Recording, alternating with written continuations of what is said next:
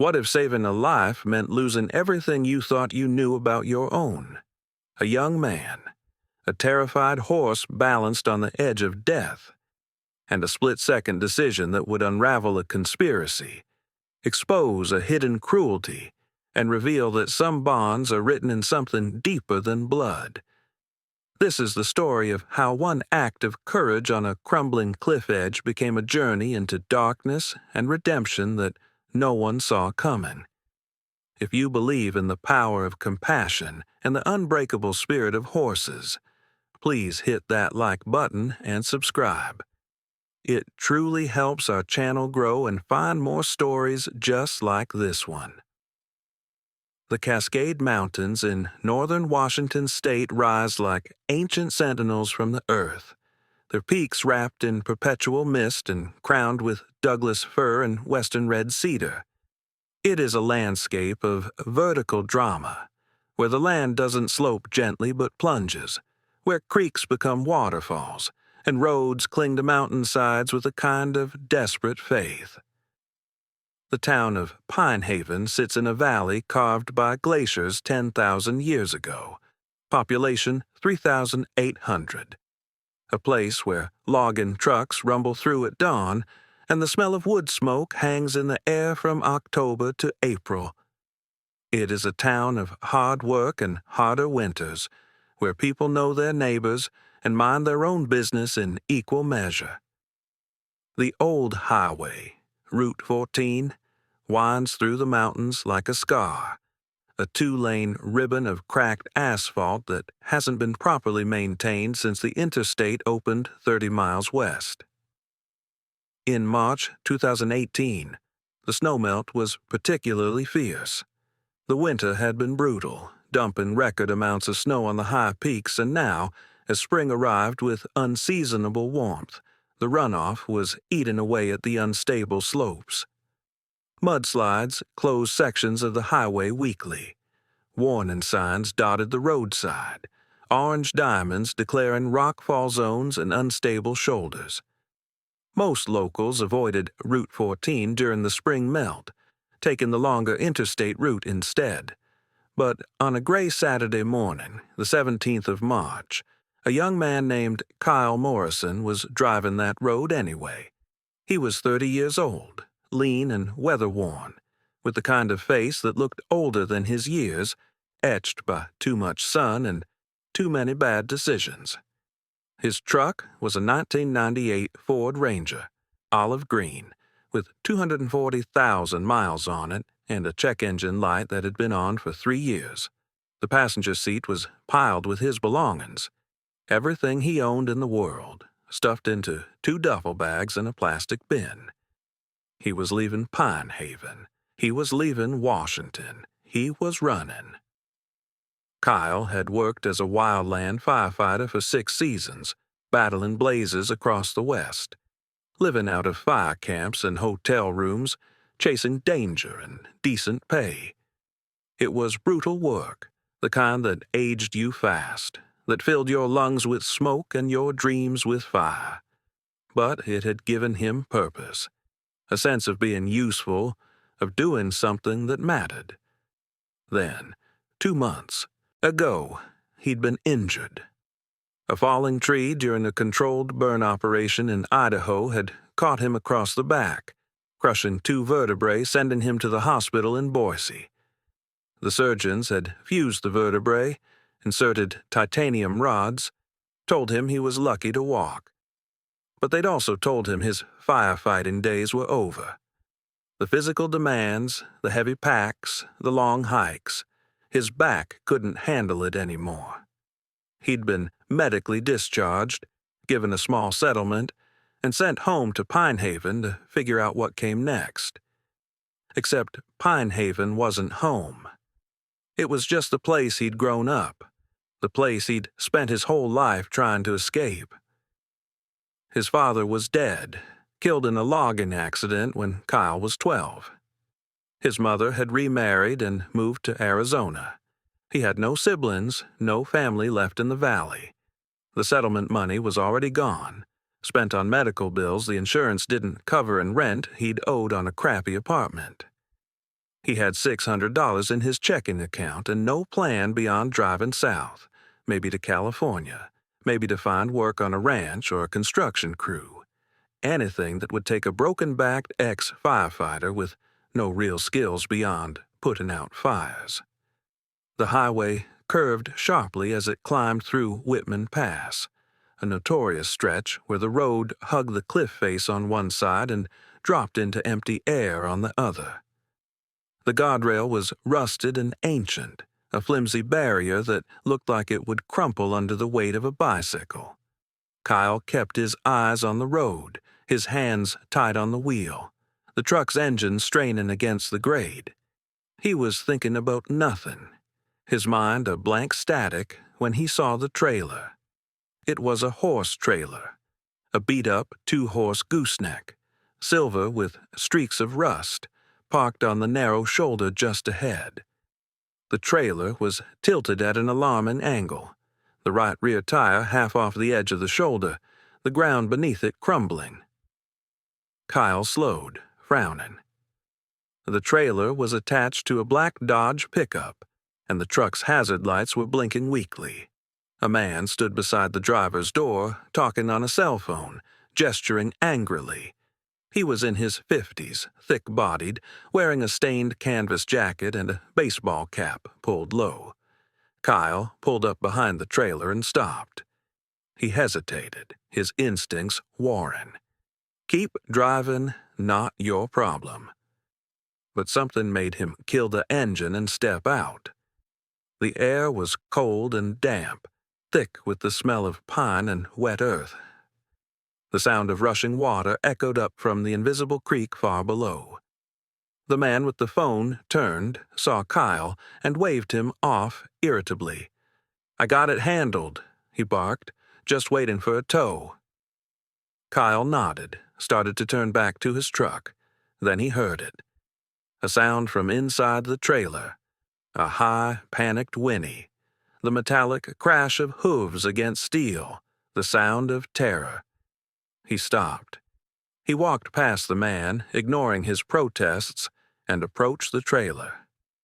Through the slats he could see movement, the flash of a dark coat, the whites of rolling eyes. "There's a horse in there," Kyle said, his voice flat. "Yeah, so what?" the man snapped. "I told you, I got a tow coming." "The trailer's about to go over," Kyle said, pointing at the crumbling shoulder. "That edge won't hold." The man glared at him. "Mind your own business, kid." Kyle looked at the trailer. The right rear wheel was now visibly sinking, the earth beneath it soft and unstable. The weight of the horse inside was making it worse. If the shoulder gave way, the whole trailer would go over the edge, tumbling hundreds of feet down into the ravine. "Unload the horse," Kyle said. "Unload it now, or it's going to die." The man's face darkened. "I said I got it handled. Now get out of here before I call the cops for harassment." Kyle looked at him, really looked at him, and saw something cold and ugly in the man's eyes. This wasn't negligence. This wasn't an accident. This was something else. The horse screamed again, a sound of pure animal despair. The trailer lurched, sinking another inch. Kyle didn't think. He moved. He went to the back of the trailer and grabbed the latch on the rear gate. It was locked with a chain and padlock. "Hey," the man shouted, running toward him. "Get away from there." Kyle ignored him. He looked around, saw a tire iron lying in the bed of the Dodge, grabbed it, and swung it hard at the padlock. The metal rang like a bell. He swung again, and the lock shattered. The man was on him now, grabbing his shoulder, yanking him back. "You son of a—" Kyle spun, shoved him hard. The man stumbled, fell onto the gravel, cursing. Kyle pulled the chain free and hauled open the rear gate. The inside of the trailer was dim, stinking of sweat and fear and manure. The horse was a bay gelding, young, maybe 4 years old, his coat dark and shining with panicked sweat. He was tied short to the front rail with a rope that was far too tight. his head pulled up and back, choking him. His eyes were wild, the whites showing all around, and his body was shaking. The trailer lurched again. The horse screamed and reared, his hooves smashing against the steel walls. "Easy, easy," Kyle said, his voice low and calm, the same tone he used to talk to spooked animals in the back country. He climbed into the trailer, moving slowly. The floor tilted beneath him. He could feel the whole structure shifting, the terrible weight of gravity pulling it toward the edge. His heart pounded. The horse lunged, snapping the rope, and charged backward, straight at Kyle. Kyle dove to the side, slamming into the wall. The horse burst out of the trailer and onto the highway, hooves clattering on the asphalt, and bolted up the road in a blind panic. The trailer, suddenly lighter, shifted again. The right rear wheel went over the edge, and the whole rear end of the trailer began to slide. Kyle scrambled for the gate, his hands grabbing at the metal frame, pulling himself forward. The floor dropped, away beneath his feet. He lunged, throwing himself out of the trailer, hitting the gravel hard, his shoulder slamming into the ground. Pain exploded in his back, white-hot and blinding, the fused vertebrae screaming in protest. He rolled, gasping, and watched as the trailer, with a grinding shriek of metal, tore free from the hitch and went over the edge, tumbling end over end into the ravine below. The sound of it, crashing into the rocks, was like thunder. Kyle lay on the gravel, his breath coming in ragged gasps, his vision swimming with pain. He heard the man cursing, footsteps running, the sound of a truck door slamming. The Dodge's engine roared to life. Tires squealed. The man was leaving. Kyle rolled onto his side, saw the Dodge speeding away down the highway, disappearing around the curve. He was alone. He pushed himself up, his back shrieking, his hands shaking. The horse. Where was the horse? He looked up the road and saw him 100 yards away, standing on the center line, his sides heaving, his head low. The gelding was staring back at Kyle, his eyes wide, his body trembling. "It's okay," Kyle called, his voice hoarse. "You're okay now." The horse didn't move. Kyle limped toward him, slow and careful, his hands raised. "Easy, boy, easy." The horse watched him approach, ears flicking, nostrils flaring. When Kyle was 10 feet away, the gelding took a step back, then stopped. Kyle stopped too. They stood there, the man and the horse, on the empty highway in the cold mountain air. "I'm not going to hurt you," Kyle said quietly. The horse took a step forward, then another. He stopped in front of Kyle, close enough to touch, and lowered his head, blowing warm air onto Kyle's outstretched hand. Kyle reached up slowly and touched the horse's neck. The coat was soft beneath his fingers, still damp with sweat. He could feel the rapid thrum of the horse's heartbeat. "Who did this to you?" Kyle whispered. The horse had no halter, no identification, no markings. There was a scar on his right shoulder, an old brand that had been deliberately burned over, obliterated. Someone had tried to erase this horse's identity. Someone had put him in that trailer, chained the gate, and parked on a crumbling cliff edge, waiting for gravity to do the work. This wasn't an accident. This was attempted murder. Kyle's phone was in his truck. He walked slowly back, the horse following him like a shadow, and retrieved it. He had one bar of signal.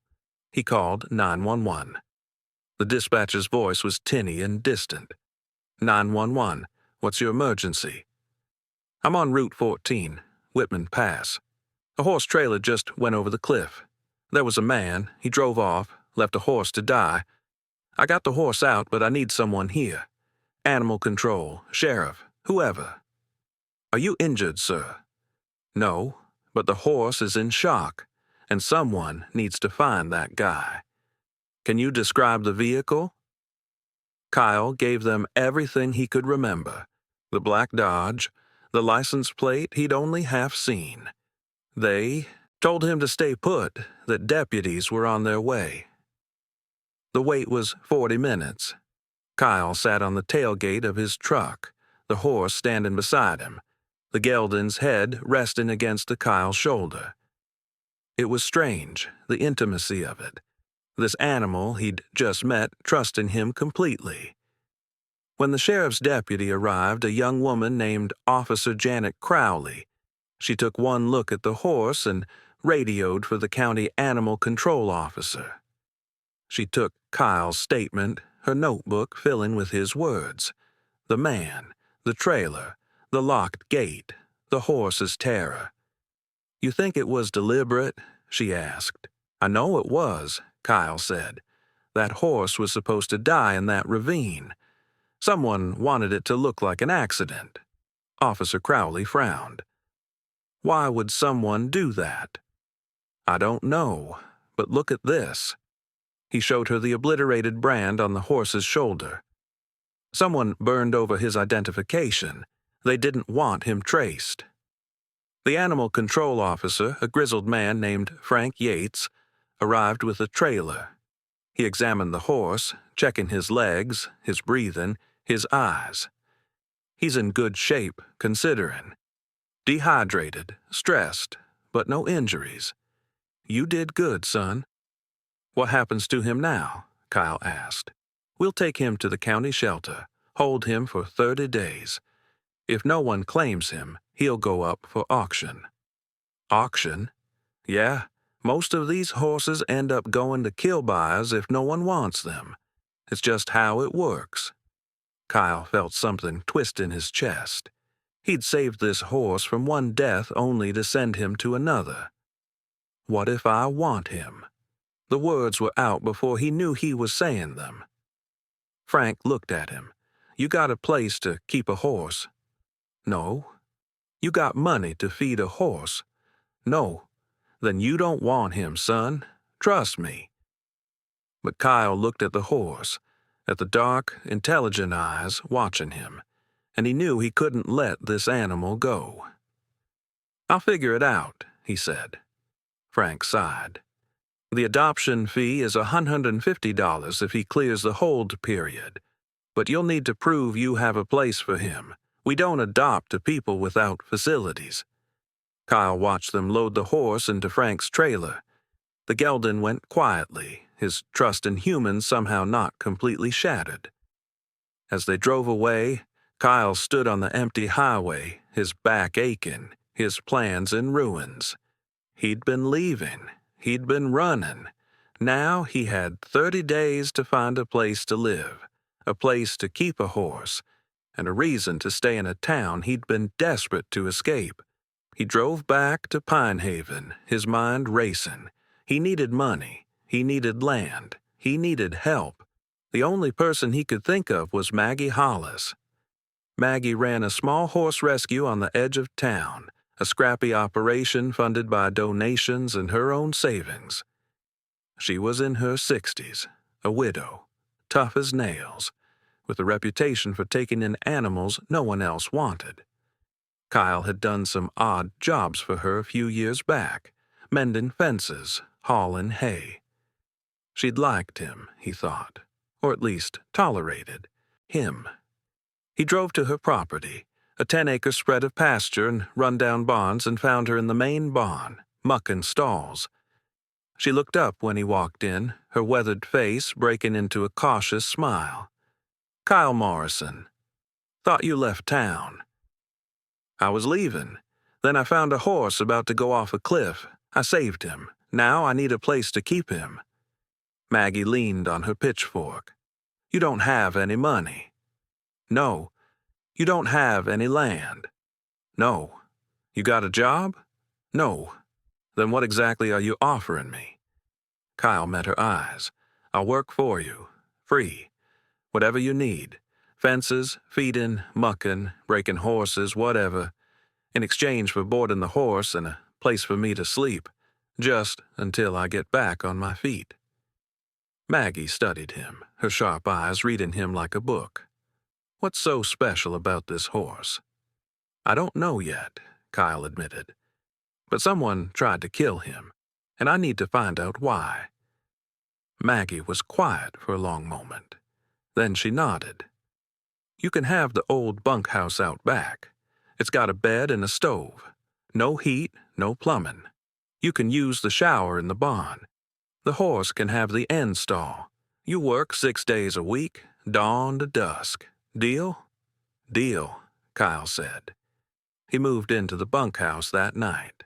The 30-day hold period was an agony of waiting. Kyle threw himself into work at Maggie's rescue, mending the miles of sagging fence, repairing stall doors, hauling ton after ton of hay. His back screamed at him every day, but he ignored it, swallowing pain pills and pushing through. Maggie watched him with a mix of approval and concern. "You're going to break yourself, boy," she said one morning as he limped past her. "I'm already broken," Kyle said. "Might as well be useful." On the 15th day, Officer Crowley called him. "We found the truck. It was abandoned in a parking lot in Spokane. Stolen plates. No sign of the driver. We ran the VIN on the trailer from the debris at the bottom of the ravine. It was reported stolen 6 months ago from a ranch in Montana. Whoever did this covered his tracks." "What about the horse? Any missing horse reports?" "Nothing that matches. It's like he doesn't exist." Kyle hung up, frustrated. He drove to the county shelter and asked to see the horse.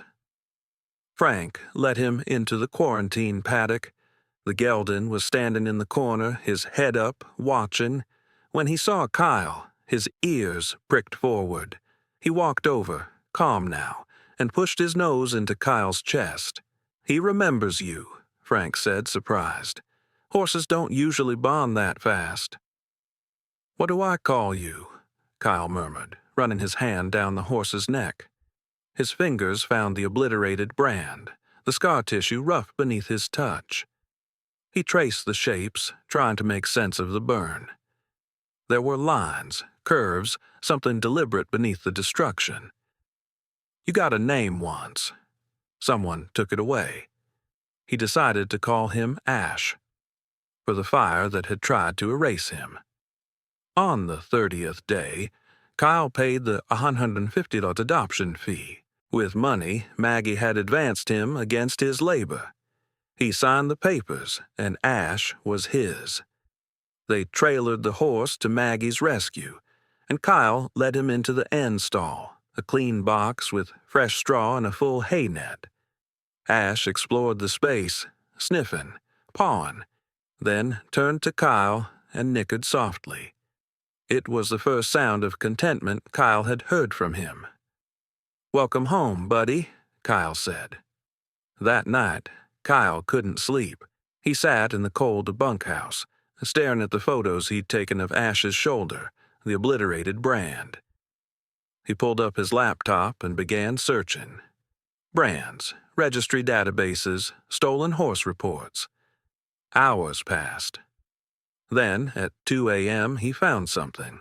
It was a forum post on a horse theft website, dated 8 months ago. A ranch in eastern Oregon, near the town of Harley, had reported a string of horse thefts. 5 horses, all young geldings, all registered quarter horses, had vanished from pastures over a 3-month period. The owner, a woman named Ruth Callahan, had posted desperate pleas for information. She'd included photos of the missing horses. One of them was a bay gelding with a white star on his forehead. Kyle looked at Ash. The star was there, faint, nearly invisible beneath the dirt and the scarring, but there. He zoomed in on the photo of the brand in Ruth's post. It was a Circle C, the Callahan Ranch brand. He compared it to the scarred tissue on Ash's shoulder. The shapes matched. Beneath the burn, the ghost of the Circle C was still there. Kyle's hands shook. He picked up his phone and called the number Ruth had posted. It rang 4 times, then a woman's voice, groggy and suspicious, answered. "Hello? Mrs. Callahan, my name is Kyle Morrison. I'm calling about your missing horses. I think I found one of them." There was a long silence, then, quietly, "Which one?" "The bay gelding, the one with the star. I call him Ash, but I think you called him something else." Ruth Callahan's voice broke. "Jackson. His name is Jackson." Kyle closed his eyes. "Mrs. Callahan, I need to know everything. Who took him? Why? And why did someone try to kill him?" Ruth Callahan began to talk. The story she told was darker than Kyle could have imagined. The horses hadn't been stolen for ransom or resale. They'd been stolen for a different purpose entirely. There was a man, a horse trainer named Victor Drummond, who ran a facility in northern Idaho. Drummond had a reputation in certain circles, a reputation for taking problem horses, dangerous horses, and breaking them by any means necessary. But his real business, the one he didn't advertise, was something else. He bought or stole horses with valuable bloodlines, horses that were registered, insured, and worth money. Then he would stage accidents, trailer wrecks, cliff falls, drownings, anything that would kill the horse and destroy the body beyond easy identification. The owners would file insurance claims. Drummond would take a cut. It was fraud, animal cruelty, and murder, all wrapped into one profitable enterprise. Ruth had suspected Drummond after her horses vanished. She'd hired a private investigator, but the man had found nothing concrete, just rumors and whispers.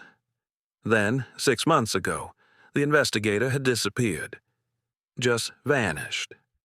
Ruth had gone to the police, but without evidence they couldn't act. She'd been fighting alone ever since. Jackson was insured for $20,000, Ruth said, her voice hollow. "I bought that insurance to protect my investment, to protect him. I never thought someone would use it as a reason to kill him." "Where is Drummond now?" Kyle asked. "He has a ranch outside of Coeur d'Alene, Idaho, a place called Ironwood Trails. But Kyle, listen to me. If you go near him, you'll end up like my investigator. This man is dangerous. He's connected. He's got friends in law enforcement, in the insurance industry. He's untouchable." "He's not untouchable," Kyle said quietly. "Not anymore." He hung up and sat in the darkness, thinking. He could go to the police, but Ruth was right. Drummond had connections. He could go to the media, but without proof, it was just a story. Or he could do what he did best. He could go into the fire. 2 days later, Kyle told Maggie he needed to take a trip. She looked at him with those sharp eyes and nodded. "You're going after whoever hurt that horse." "Yes." "You're going to get yourself killed." "Maybe." "Then you'd better take this." She handed him a shotgun, a worn Remington 870. "I don't need a gun, Maggie." "You don't know what you need, boy, but you're going anyway, so take it." Kyle drove to Coeur d'Alene, Idaho, a 6-hour trip through mountain passes and dense forests. Ironwood Trails was easy to find, a sprawling ranch on the outskirts of town, with pristine white fencing and a huge covered arena. It looked legitimate, professional, expensive. Kyle parked on the road outside the property and waited. He watched the comings and goings, the trainers, the clients, the horses. Everything looked normal. But Ruth had said Drummond's real operation wasn't visible. It was hidden. On the second night, Kyle climbed the fence and moved through the property on foot, staying in the shadows, his firefighter training making him comfortable in the dark and the danger. He found the main barn, the client horses in their stalls, sleek and well cared for. But behind the barn, Past a locked gate was another structure. A metal building with no windows, just a single steel door. Kyle picked the lock, a skill he'd learned from a questionable friend in his youth, and slipped inside. The smell hit him first. Blood, fear, chemicals. His stomach turned. The building was divided into stalls, but these weren't normal stalls. They were steel cages, barely large enough for a horse to stand. Inside them were horses, 6 of them, all thin, all terrified. Their coats were matted, their eyes dull. These were the stolen horses, the ones waiting to die. Kyle pulled out his phone and started taking photos, video, documenting everything. He was so focused he didn't hear the footsteps behind him until it was too late. "You're trespassing." The voice was calm, cold. Kyle spun. A man stood in the doorway, backlit by the exterior lights. He was tall, broad-shouldered, with the kind of face that looked carved from stone. Victor Drummond. "These horses are stolen," Kyle said, his voice steady despite the fear clawing at his chest. "I know who you are. I know what you do." Drummond smiled. "And you think you're going to stop me? You think you're going to walk out of here and call the cops? Son, you have no idea who you're dealing with." "I know enough." "Do you?" Drummond stepped inside, closing the door behind him. "Let me educate you. Those horses, they don't exist. Their owners have already been paid. Their registrations are canceled. If you try to prove they're alive, you'll be the one who looks like a thief. And me. I got lawyers, I've got judges, I've got friends in every agency that matters. You're nobody. You're a broken-down firefighter with no job and no future. You disappear, no one even looks for you." Kyle's hand moved toward his jacket where Maggie's shotgun was slung across his back. Drummond saw the movement and laughed. "You going to shoot me, boy? Go ahead. Make it easy." Kyle didn't pull the gun. Instead, he did something Drummond didn't expect. He ran. He bolted for the door, slamming into it, throwing it open, and sprinted into the night. Behind him, Drummond shouted, and dogs began to bark. Kyle ran through the dark ranch, his back screaming, his lungs burning, heading for the fence. He could hear the dogs getting closer, big, fast, trained to kill. He hit the fence and vaulted over it, his body protesting every movement, and stumbled to his truck. He drove back to Pine Haven, his hands shaking on the wheel, his mind racing. He'd failed. He'd gotten the photos, the video, but Drummond was right. Without the authorities on his side, it was just evidence that would disappear. He needed help. Real help.